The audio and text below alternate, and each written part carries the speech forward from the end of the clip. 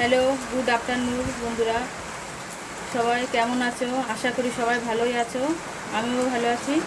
তো আজকে ঘরোয়া উপকরণ দিয়ে আমি তিতের ঝোল বানাচ্ছি। প্রথম থেকে বন্ধুরা আপনারা দেখবেন আমার ভিডিওটা। তো তিতের ঝোল বানাতে আমার এখানে আলু আছে, কাঁচকলা আছে, পেঁপে আছে, এই যে লাল আলু, গাজর আর এই যে বেগুন, আর এখানে আদা, রাঁধুনি আর সর্ষে বাটা। আর এখানে এই যে আমার উস্তেগুলো ভাজা হচ্ছে।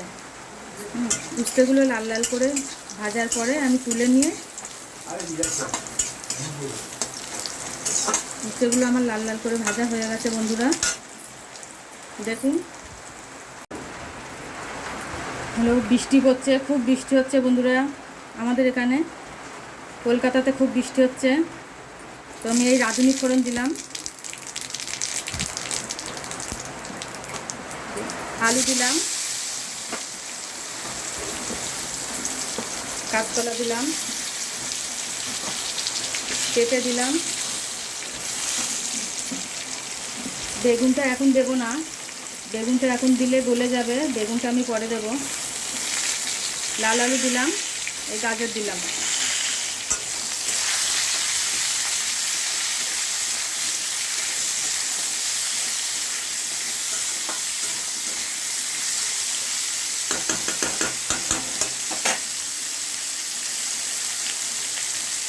একটুখানি ভালো করে ভেজে নেব।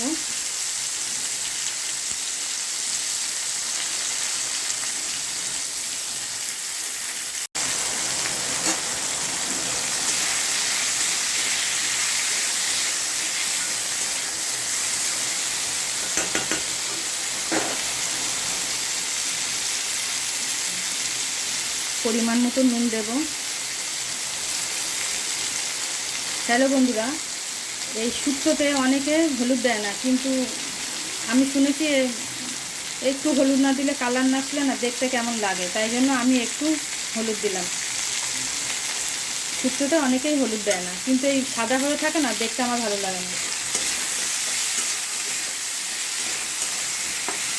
আর আমি শুনেছি এমনি ছেলের ছেলের মা না, সন্তানের মাদের নাকি হলুদ ছাড়া খেতেও নেই।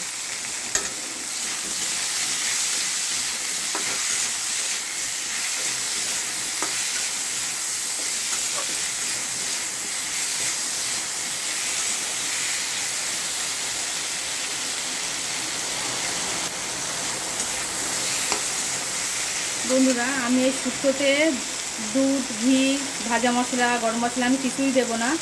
আমি এই তিতের ঝোলটা আমি আমার শাশুড়ির কাছে শিখেছি। আমার শাশুড়ি মা এরকমভাবে রান্না করতেন, আমি ওনাকে দেখেই শিখেছি। তা আমার সবই আছে, কিন্তু আমি কিছুই দেবো না।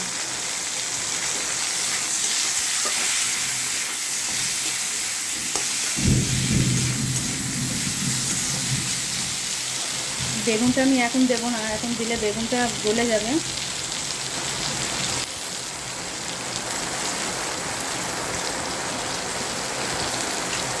আমার এই যে বাটা মশলা আছে, এর মধ্যে রাঁধুনি, সর্ষে আর আদা বাটা।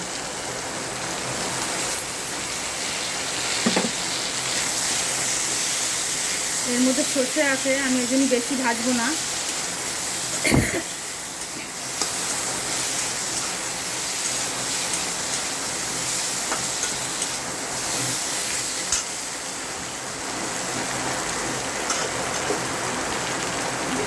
এবারে হাফ সিদ্ধ হয়েই গেছে, আমি এবারে বেগুনগুলো দেবো।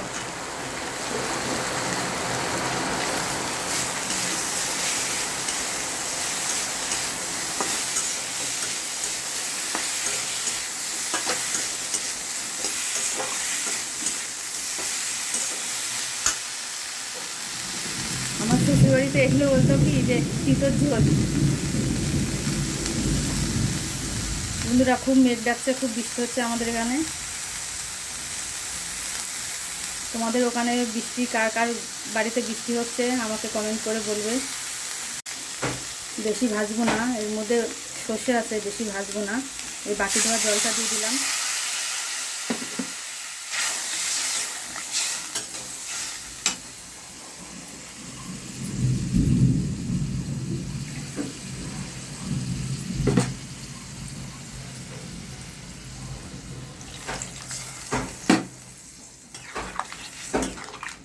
শুক্তোটা একটু ঝোলঝোলই রাখবো।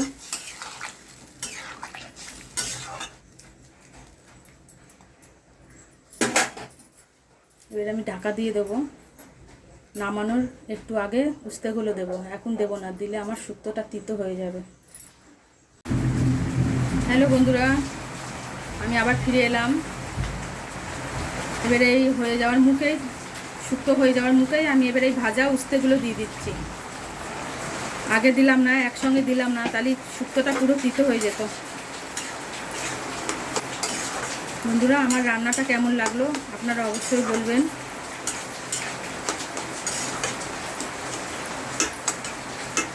আমার শুক্তো হয়ে গেল।